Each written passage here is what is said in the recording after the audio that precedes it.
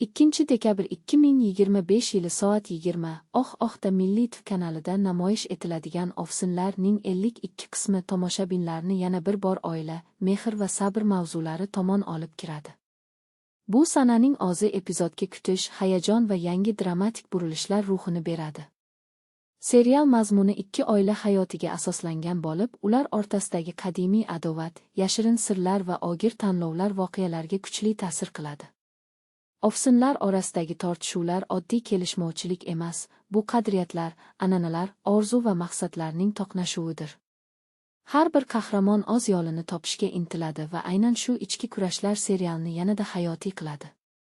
Ovsinlarning eng katta afzalliklaridan biri voqealar ritmini juda puxta boshqarishi. Sokinki sahnalar keskin vaziyatlar bilan uyg'unlashib, tomoshabinda kuchli hissiyot uyg'otadi. Serial nafaqat ko'ngil ochadi, balki oila ichidagi hurmat, sabr va to'g'rilikning naqadar muhimligini ham eslatadi.